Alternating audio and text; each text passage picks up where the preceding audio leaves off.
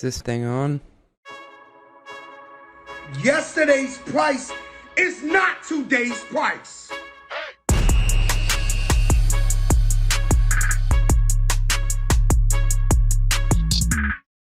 Hello there, and welcome back to the Run the Numbers podcast, the number 2 business management podcast in Slovakia. I didn't know where that was, so I looked it up on a map. It's in Central Europe, and apparently they're listening to this podcast in droves. So I love you, Slovakia. I'm going to give you some hard-hitting metrics this week. And we have none other than the great Alex Clayton on the podcast of Meritech Capital. And he is what I hope to become someday when it comes to talking about numbers online. He does these amazing S1 breakdowns for when companies go public and they release financial information for the first time. And he understands the nuances of SaaS models perhaps better than, 99.999% of people out there.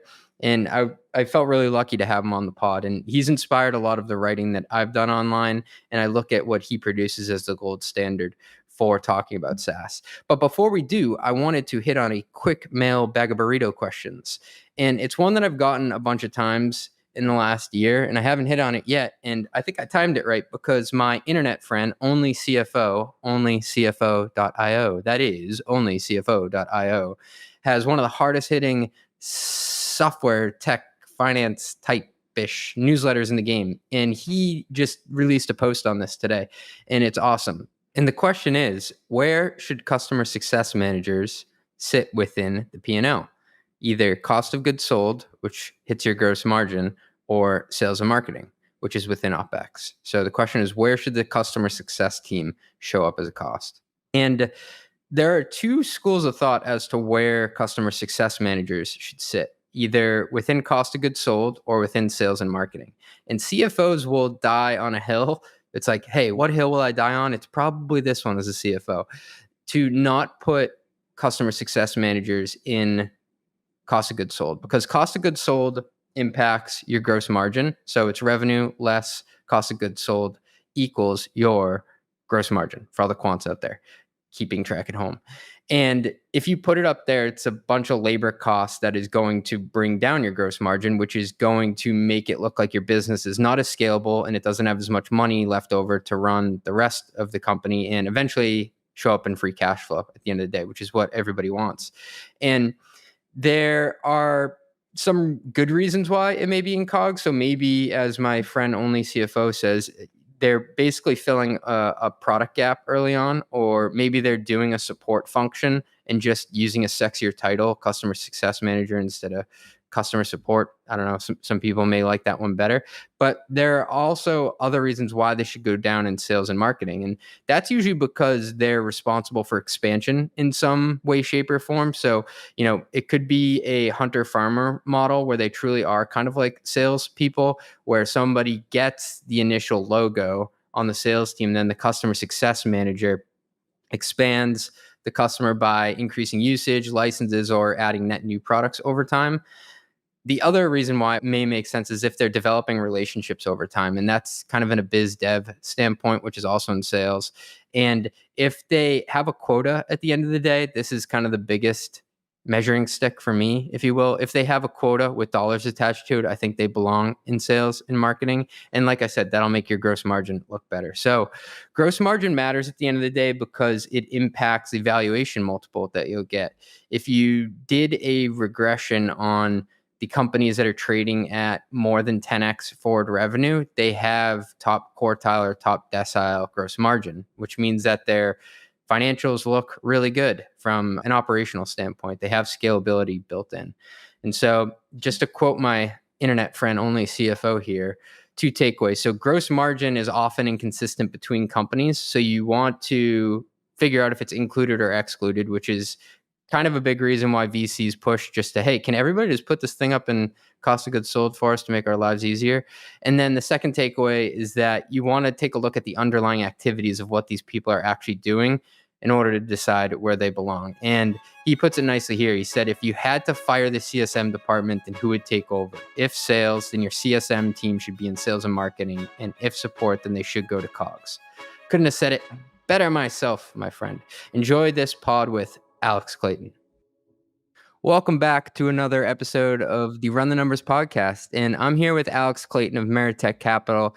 And I've got to say, sir, I feel like I'm speaking to a founding father or a Mount Rushmore figure of SaaS metrics. Thank you so much. I appreciate you having me. I've not been referred to in that way, but I'm glad that you read some of our content marketing at Meritech. So thank you. Glad to be here. I read all of it. And in fact, I think it was your very first S1 breakdown. And I believe it was Coupa back in 2016. And you were at Spark Capital at the time. How'd you get this awesome idea to start doing these S1 breakdowns?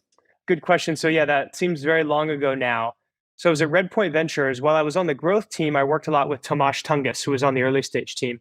And we would frequently go back and forth on blog post ideas that he had for his, I think it's called Post Facto at the time. He might have renamed it at this point. And we would make some charts together. I would show him some things. And then when I was an analyst at Goldman from 2011 to 2013, I was in the TMT tech group in San Francisco in the investment banking, worked on quite a few IPOs. And so did a lot of working on S1s, a lot of drafting, a lot of building of metrics.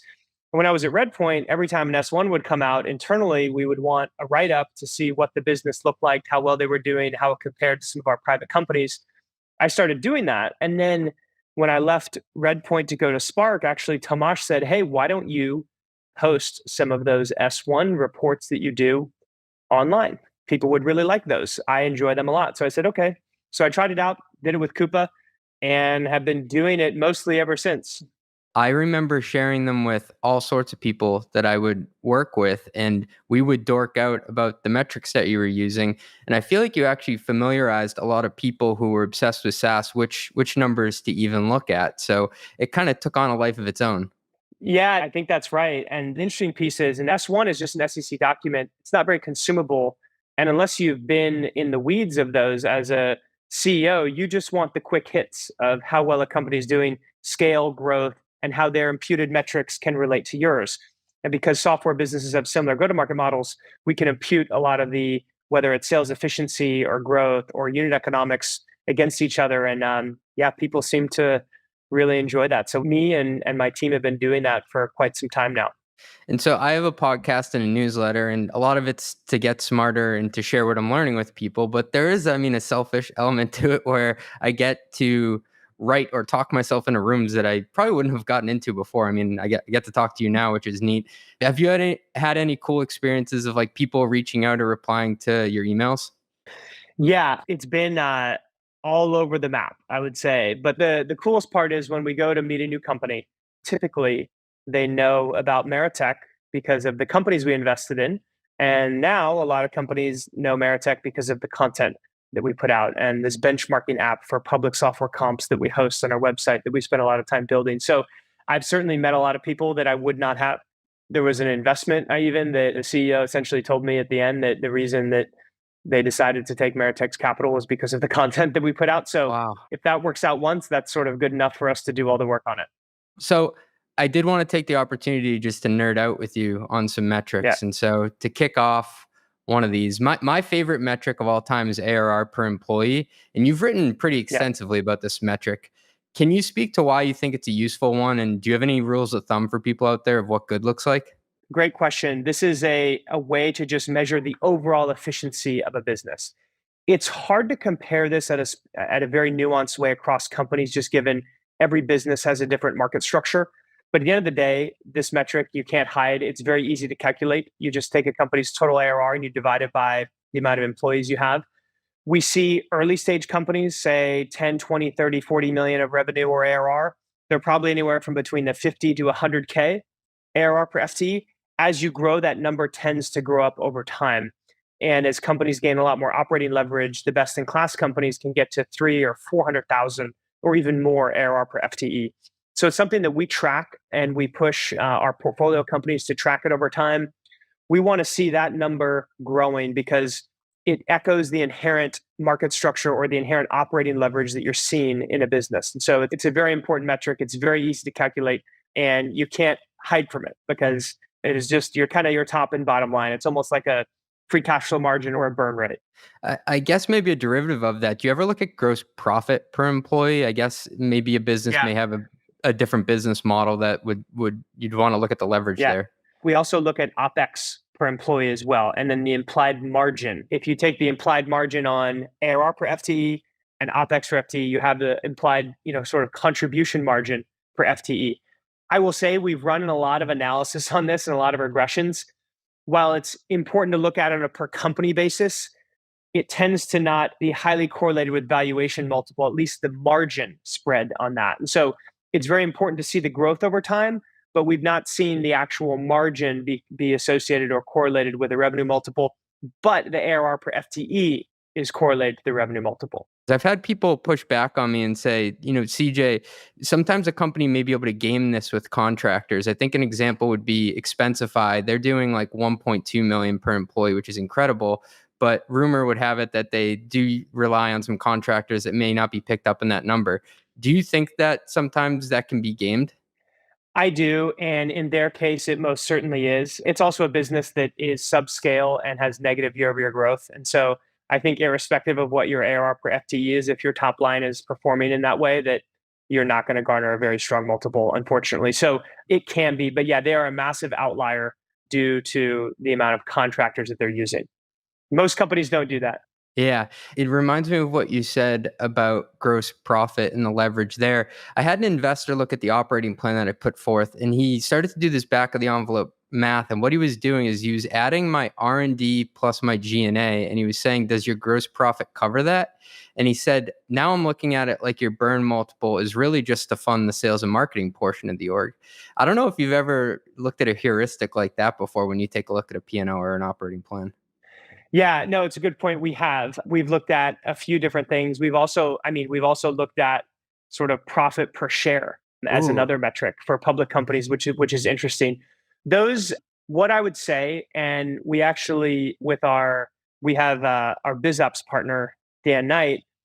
Me and him have run some regressions. I think it cost us a lot of money in Snowflake, but we ran a few billion regressions against the 25 million data points we have in our database. We ran regressions against every single possible combination. It was many, many billions. And those tend to be important to look at, but they're second derivative, meaning that your overall EBIT margin or your operating leverage, your ARR per FTE, or your sales efficiency tended to impact correlation to multiple more than, say, looking at something like that, or like an OpEx sort of magic number or a profit per share. So those are all fun derivatives, but we're all trying to triangulate around the same thing. At the end of the day, do you have a business that you can grow 25, 30% at scale with strong free cash flow margins in a big market? If the answer to that is yes, the rest of those metrics tend not to matter so much. I love it. That's the juice that people come to the pod for. That was excellent. So another metric that gets a lot of love is average contract value, or ACV. Yeah. And now over time, I've kind of come to think of this as less of a useful metric in and of itself, because I think a lot of companies have built massive businesses on small deal sizes. So Cloudflare and Bill.com are two that come to mind. How do you think about ACV when you're sizing up a company? Like, is it really enterprise or bust? It's a very complex answer, because I tend to agree with you. The actual ACV, how much you charge your average customer, annual contract value, does not matter to long-term value creation. What does matter is the following. Is your market big enough where if you sell a 3,000 ACV product, you could have enough customers over time to be doing hundreds of millions, if not billions of revenue? That's probably the most important factor. Secondly, are the unit economics associated with your ACV strong? Do you have high net dollar retention? Do you have high gross margin? Or are you in the 50s, or are you in the 80s? What does the net retention on your customer base look like? How much does it cost you to acquire one of these customers? If all of those metrics tend to line up, the actual number, your ACV, does not matter in terms of value creation. When I started in this industry over 10 years ago, I remember one of my colleagues saying, you can't make money with SaaS businesses that have small ACVs. The math doesn't work. And when I started, that's what I actually thought. And we were investors in Zendesk, which had small ACVs. They ended up going public when they crossed 100 million of ARR. They went on to be a very successful business and were acquired by Hellman and Friedman for, I think, over $10 billion. And that's a business that grew on 1,000 to 3,000 ACVs for a very long period of time. They did have some larger enterprise contracts, but the ACV itself isn't as important. There's one other important thing to note. Public companies do not disclose the spectrum or distribution of their ACVs. You get some insight into it where a company will say X percent of our revenue comes from customers over $100,000 in ARR, or our top 10 customers contributed X percent of our total revenue in a given year. Those customers tend to be massively profitable from a gross margin perspective for a lot of businesses. And so without knowing all of that, it's also with the data that we're looking at, we're just looking at the average, taking the company's revenue run rate over their total ending customer figure. We don't know the true distribution, which is an important element to look at when you're doing that analysis. Yeah, and I had done a post recently where I looked at what metrics public companies disclose versus guide to. And I've actually noticed a bunch of companies have stopped reporting their ending customer number and they only report the total number of customers over 100K. And it just makes it really hard to do the math of what that distribution is. Yeah, basically what they're saying to the market is what they're trying to tell Wall Street as well as the sell side is the low end of our customers, while they feed into this 100K plus customer number, they don't really matter for our business. And so you shouldn't pay attention to it. So, particularly in this market, too, think about it. There's been an unbelievable amount of churn across a lot of lower end customers across many public software businesses and private, too. So, you might not want to disclose a declining customer count if you don't have to with SEC rules. So, I can see companies moving more towards, hey, if 78 of 80% of our revenue comes from customers over 100K, that number is growing. Below 100K might not be growing as fast. Why disclose it? Alex, I got to ask you, another trend that I picked up on is I remember actually GitLab was the first one I remember to do this, but I think they had this quarter where they had like 152% net dollar retention, and then it went down to like 136, which is still stellar. But people panicked because they saw it going down, and they said, hell with this. We're only going to tell you if it's above or below 130% from now on. Yeah. And then most recently, I think Datadog and CrowdStrike within the last 12 months, they just said, we're going to tell you if it's above or below our benchmark of 120%. Yes. So GitLab decided to disclose their net dollar retention. Datadog, from when they first went public, said it's above X number. Never actually disclosed what the number is because think about renewals from large or small customers.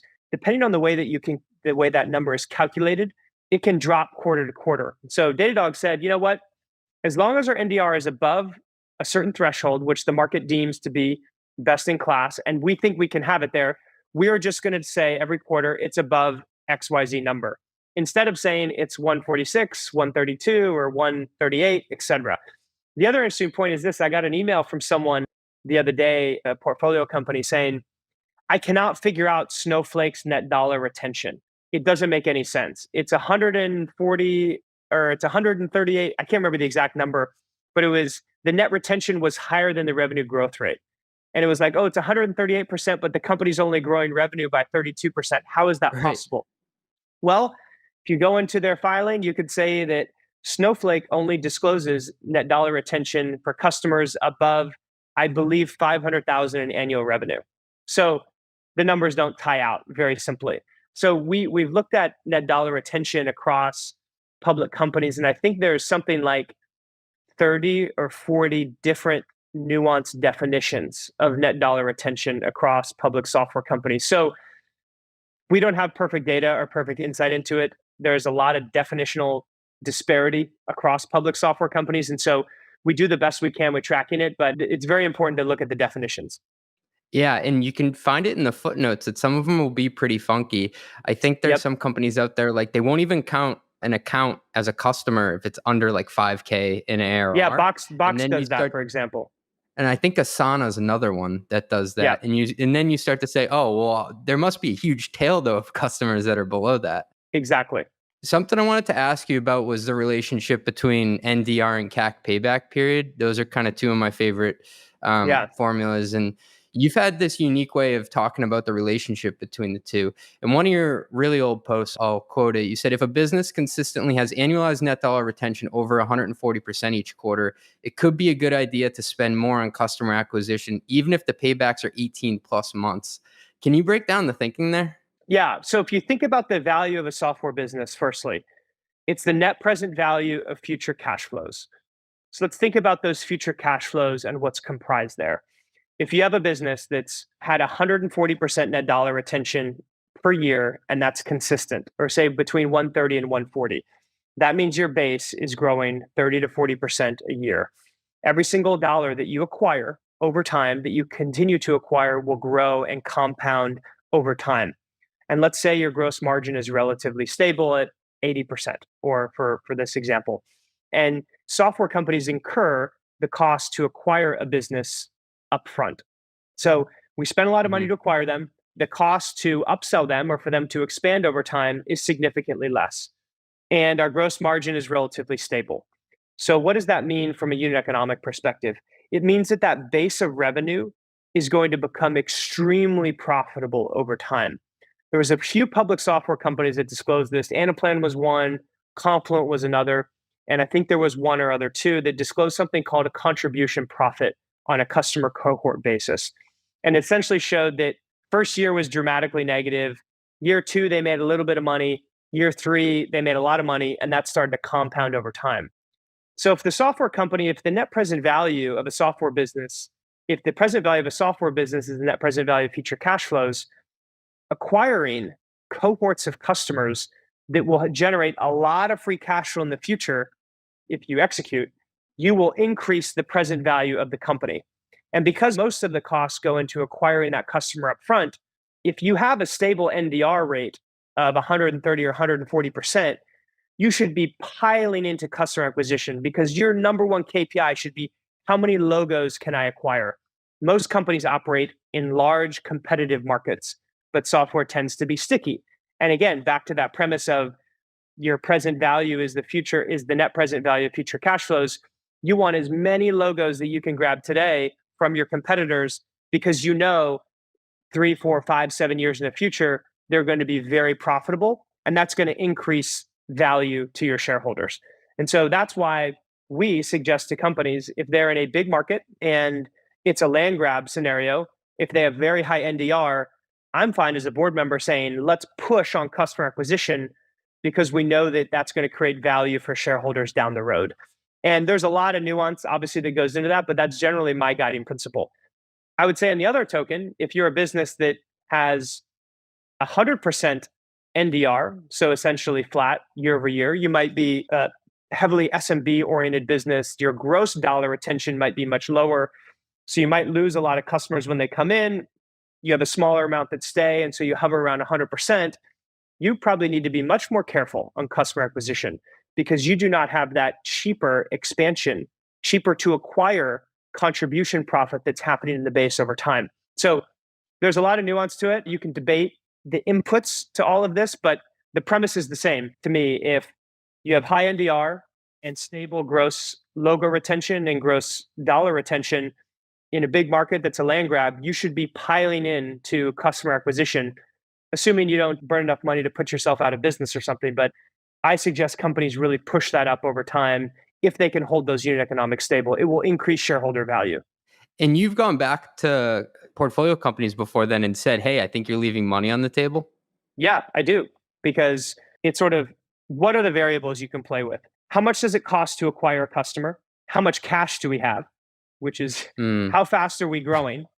What is our net dollar retention? What is our gross logo retention? Gross dollar retention? And how do we compound? And what is the cost to serve our customer base over time? This is very hard analysis to do. A lot of it's theoretical, because figuring out the allocations, you're a CFO. I'm sure this is probably giving you a heartache just kind of thinking about how to run this analysis. Figuring out the contribution margin or profit on a cohort of customers in a given year over time and tracking that is no easy allocation exercise. And there's a lot of assumptions that you have to make. But if you can get really specific on it, I personally believe contribution profit per cohort is one of the most important metrics a software company can measure, because it goes back to that same point. It gives you the precision on how much money you can spend on new logos, because you know what you're going to get in return, and we know how software companies are valued, and you know how much cash you have that you can spend. I love that you pointed out how much cash can you have, because I was gonna potentially push back on you there and say, well, what happens if somebody says, oh, we have an LTV to CAC of like 17 or something. It's like, but you're going to spend yourself into the ground. And like, do you even know if the company is going to be around in 5 years? Sometimes I have to wrap my head around that. Like, do we actually have the bankroll to fund this? Exactly. It all comes down to how much cash you have, right? As well. I mean, that's sort of one of the most important inputs because, as we know, the cost to acquire a customer happens up front. And there is a payback, a gross margin adjusted payback period that has to happen on the back end. The other thing you mentioned too Right. on LTV to CAC, I personally don't believe that LTV or LTV to CAC ratio is a very valuable metric for many software companies. It's a second derivative metric from some of the other ones we discussed because LTV can be gamed because if a business has net negative churn or NDR above 100%, your LTV is theoretically infinite, which is not the case. Moreover, a lot of businesses don't have very long operating histories. And so making assumptions on LTV is also very challenging. So I think that is actually a scary metric that companies can be a little bit clouded by and drive themselves into a wall or some problems down the road by saying, oh, well, LTV CAC looks good. We'll keep spending money against this LTV to CAC ratio. It might not actually be as good as you think. So I think LTV is a valuable metric for software businesses that have less than 100% NDR because LTV is then Mm. more clearly defined, or businesses with very long operating histories. We're talking 10 plus years, where you can accurately predict what the LTV will be of a customer or a cohort, say a private equity style company or a business that's been around for a long period of time. Other than that, I think LTV to CAC is it's a vanity second derivative metric of some of the other things we talked about, such as NDR or your sales efficiency or your contribution profit per cohort, things like that. And look, like we have a operator talking to a VC, and from my perspective, LTV to CAC is like the most compound of compound metrics. Where like if I don't like what it looks like, I don't have one person in the business that I can point to and be like, "Hey, you own this." There are about 17 levers in Right. that, so I see some value in it. Like you were saying, like if it's a longer term outlook and it has a lot of history, that can help for LTV to CAC in that sense can help for like a binary, like, is this a good investment decision? But from running a business day to day, I think that people put way too much weight behind that metric. Yeah, I would agree. If you're a prosumer company, like I said, if you have NDR that's less than 100, say 50, 60, 70, 80%, which by the way, that's what LTV was started as a metric for a lot of consumer companies that did not Oh, I have didn't know that. net dollar retention, a software metric. It was not really ascribed to consumer companies, but a lot of consumer companies started adopting this sort of whatever you want to call it, NDR for a consumer company or LTV. It's really your LTV, implied LTV over time. It started in the consumer world and then it was applied to software companies. I think it's only relevant for freemium or prosumer software companies that have NDR less than 100% because you actually have a defined LTV. If it's over 100%, the calculation is theoretical in nature. So I personally don't guide companies to use theoretical metrics to make business decisions that could have large impacts on the fate of the company. So for most businesses, I don't think it's very relevant, but you can track it. It's just a second derivative of what we discussed before. I always joke, I pray for the confidence of a seed stage founder with 1 year of selling history who claims an LTV to CAC of 8. For sure. So you also have done a lot of metrics on the lead up to going public. So that's a big milestone for companies.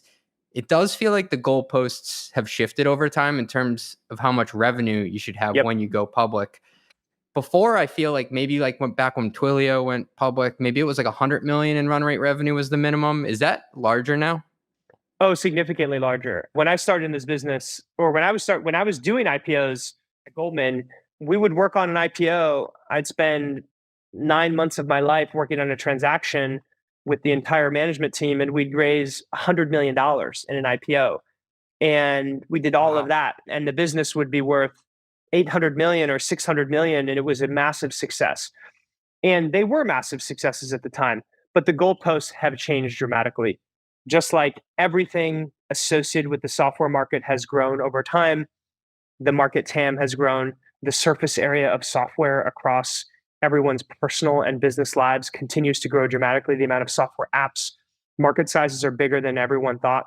And there's a lot of venture funding that have come in, both late stage venture growth as well as private equity. Put simply, companies are staying private longer for many reasons because there's more funding available. Previously, 10, 15 years ago, you sort of had to go public because there was no way else you could fund your business. There were no investors to write you $100 million checks in the private markets for growth capital. It just did not exist. And Meritech was actually the first dedicated late stage venture firm 23 years ago. Now, how many are there? We couldn't even name them all in this podcast today because there's so many. You probably know that from being a CFO of a high growth private company. And so there are a lot of reasons the goalposts have changed. Now they've really changed a lot. And my personal belief is, and from speaking with whether it's bankers or public market investors, to even get interest in an offering, you have to be big, you have to be free cash flow positive or making money, or you have to be growing incredibly quickly with a very unique story. So how does that instantiate itself? Look at Klaviyo, the last software company to go public. They're still below issue price, by the way. This is a business that's 7 to 800 million of ARR, growing 50% with very strong GAAP margins.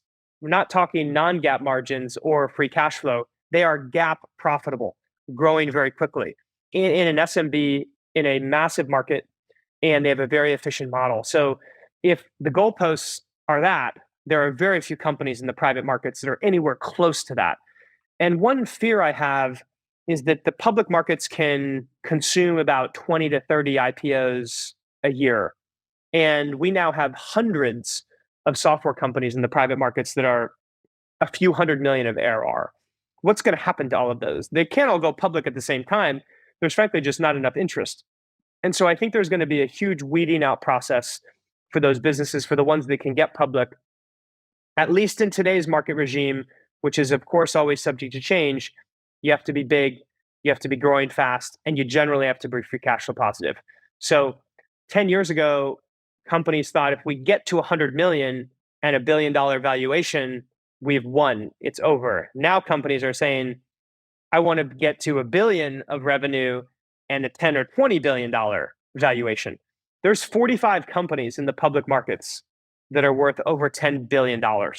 And that number even continues to grow over time. And so those are the type of businesses and those are the goalposts that companies are after today versus just getting to 100 million of ARR. What do you think the new 100 million is if you had to? I know I'm asking you something that you're saying may not be the case, but just... Yeah, I mean, again, there's a lot of different opinions on this. My personal perspective is in today's market, again, which could change over time, I think you at least have to be at or looking forward in the next 12 months to 500 million of revenue. And to piggyback on something you said earlier, Alex, about going public after you raise a certain amount and doing it sooner, like right now we think that Databricks messing around and actually running out of letters in the alphabet is like normal. But if you look back in history, I pulled a list. So after Series A, Amazon, Apple, and Alibaba went public. After Series B, Atlassian, OpenTable, Zynga went public. After Series C, Dropbox, Shopify, Spotify went public. After Series D, ServiceNow, Zendesk, and Zscaler went public. So post Series D is not normal, historically speaking, if you elongate the timeline. That is correct. Yes. Like I said, I was working on IPOs that were, $100 million in size not that long ago. I mean, this was 12 years ago.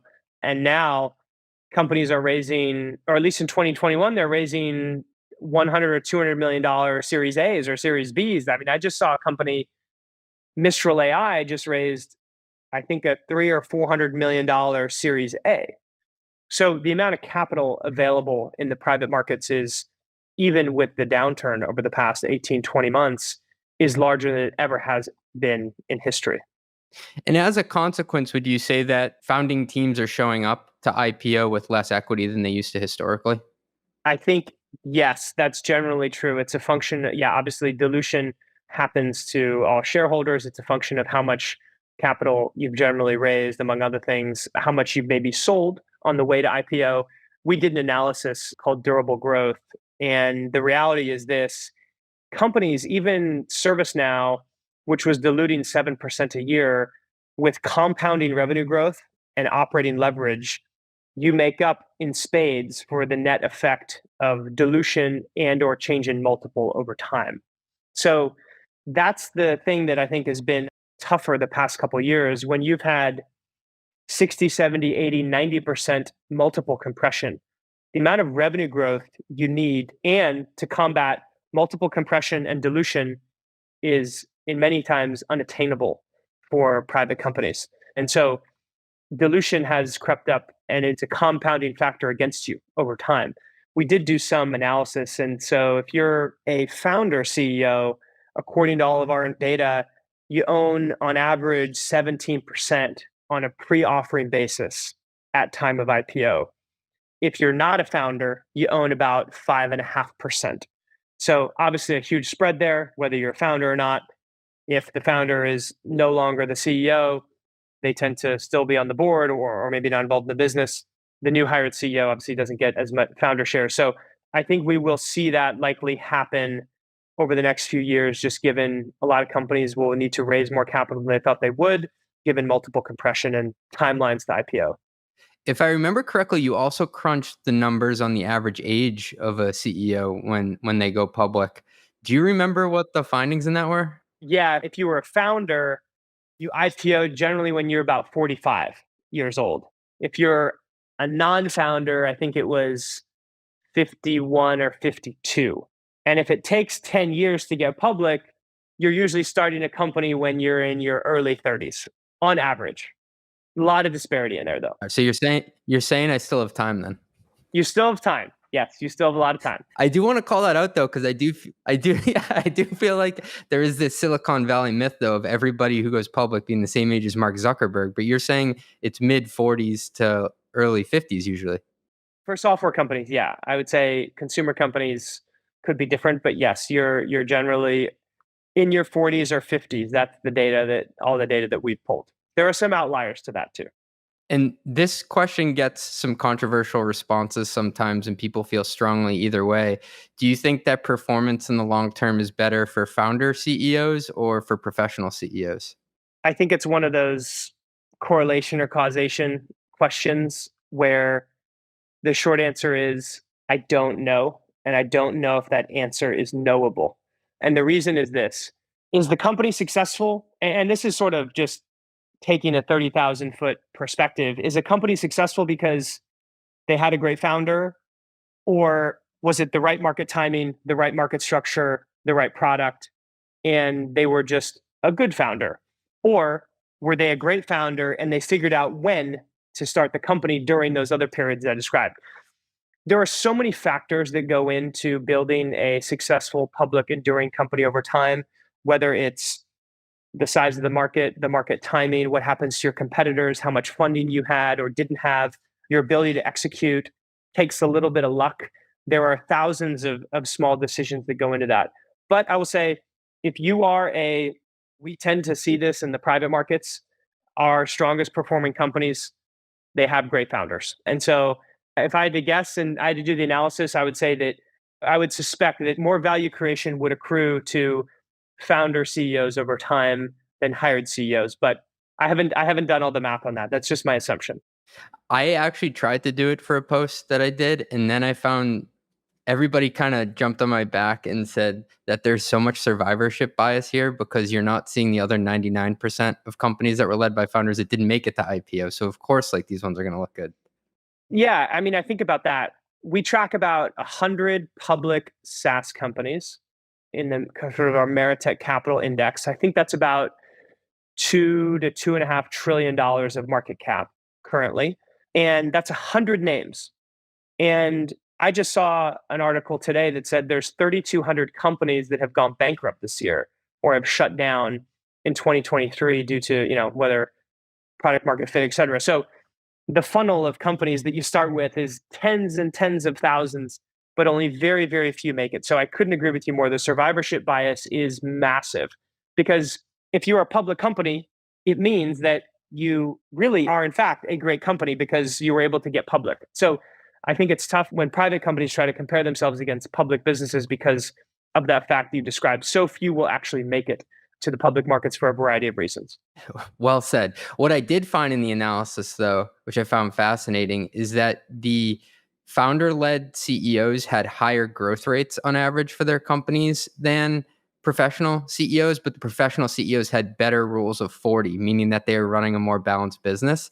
And I kind of stepped back from that and I said, well, it kind of makes sense that founders would be kind of like, damn the torpedoes. This is kind of what has got me here of taking risks. Yep. Whereas a professional CEO would want to probably run a more efficient ship. Yeah, I would also take a look. I'd be curious what that analysis would show.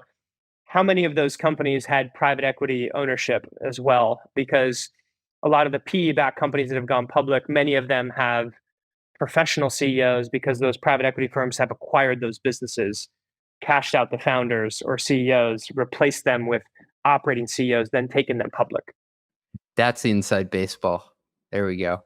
Okay, one more question before we get to the lightning round here. So, what's your latest thinking on valuation multiples? Give it to us, because if you look at the NTM revenue multiples, it feels like anything over 10x is kind of banana land. I mean, has your thinking changed at all around that? No, the best public companies today are trading 15, 20 times forward revenue, forward consensus revenue. Their internal planners are probably higher, and so those multiples are probably a bit inflated, right? But I think it's in today's market, it is, I will go so far as to say it's irresponsible to build a financial plan or a fundraising plan, assuming that you'll be worth more than 10 times forward revenue at any given point today. Things could change. 2 or 3 years ago, you could say it was easily that you'd be worth 30 or 40 times because that's what the market would bear. And now it's completely changed. With that said, I do not believe that at any time in the short to medium term, at least with where inflation's at, that we will be in a monetary policies market structure that would enable ZERP or zero interest rate policy again. Therefore, multiples likely have some ceiling to them. So, me being an investor, you being a CFO, I would say, how can we assume that we're going to be worth more than 10 times? We better be pretty dang special if we're making that assumption. That checks out with historical multiples too. That 10 is a premium. People forget that. Like if you look over the last 30 years, 90 was the aberration. Yeah, I know. And so everyone should have known that, companies trading at 50, 60, 70 times for many months in a row was not likely sustainable. We certainly did not think it was sustainable, but no one can predict the future. But I think what you can predict is building a great business. And it just comes back to, if you have a great business in a great market structure and you can compound growth over a long period of time, it doesn't matter what your multiple is. It doesn't matter really even how fast you grow. But the fact that you compound growth over a long period of time is the single most important factor in long-term value creation and shareholder value. And that is still true to today. I think that's what Ben Franklin said, that compound interest was the ninth wonder of the world. Yeah, we did an analysis. We looked at every single company and we tried to figure out if the companies that had the highest MOM or multiple of money in the public markets, was it because of revenue growth? Was it because of the actual revenue growth rate? And the highest correlation was years public. And so, of course, there's a lot of survivorship bias in that, because if you can't grow for a long period of time, your growth rate will slow and you'll get sold and you won't be a public company anymore. Or your growth rate will slow and you'll decide to sell and you won't be a public company anymore. Or you'll be a really great company and someone will buy you for a big price and then you're no longer public. But if you stay public and keep growing, that is the largest determining factor of your multiple of money as a public software company. Years public. That's wild. Lesson there is just don't die. Yes. So, Alex, I want to take you into what we call our long ass lightning round. And so Okay. I always ask guests, can you give us an example of one thing you've screwed up on the job? And it could be at any job you've ever had.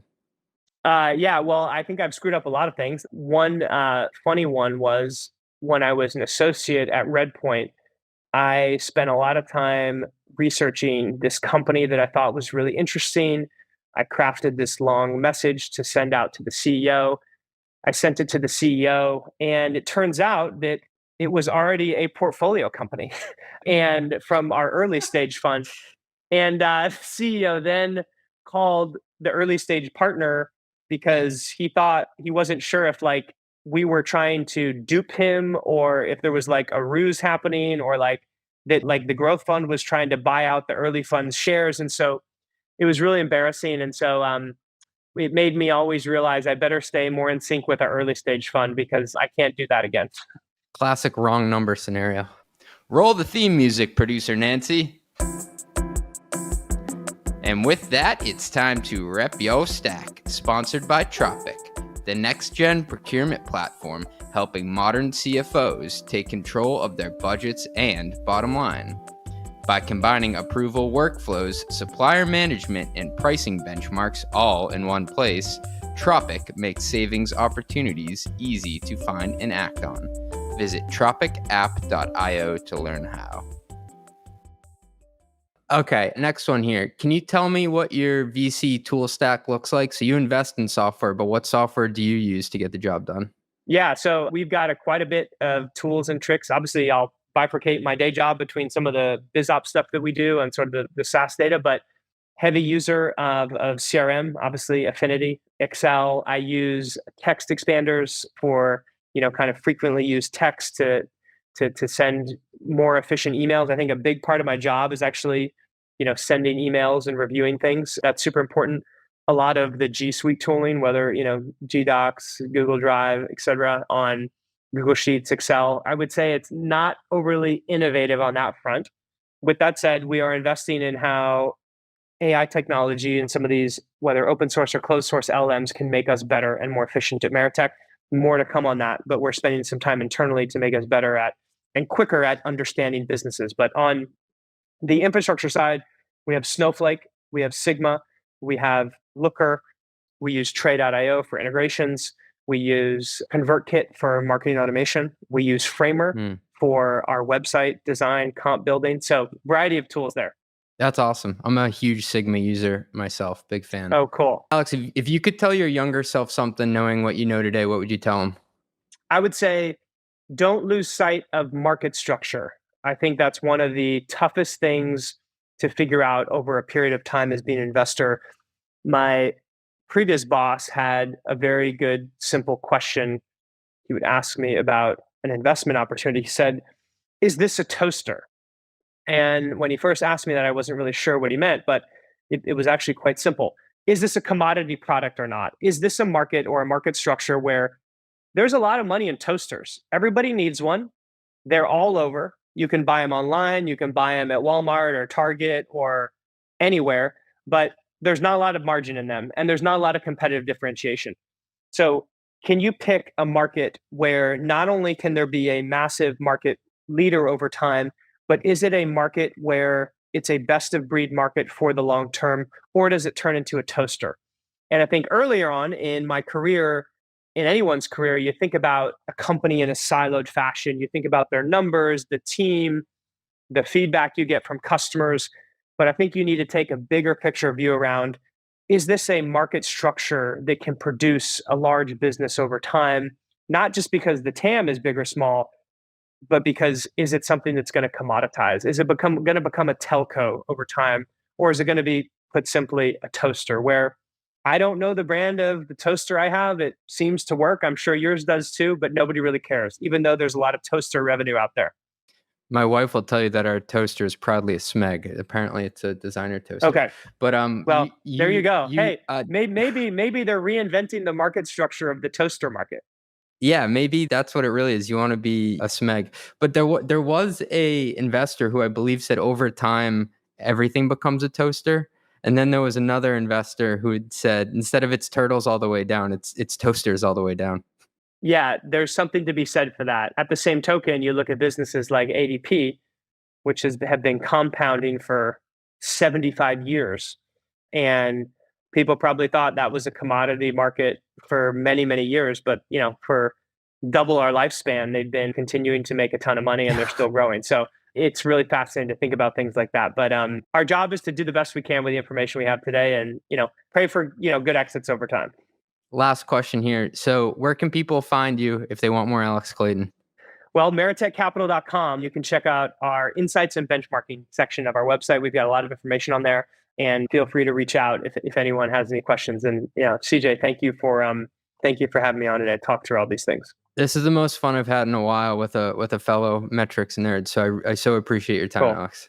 Cool. Thank you, CJ. Appreciate it. Roll the credits, producer Natalie. Run the Numbers is part of the Turpentine Podcast Network. It is produced by Natalie Torn and edited by Justin Golden. Album artwork by Some AI Thing. Yelling and intro by Fat Joe. If you made it this far, please give us 5 stars. I really need this.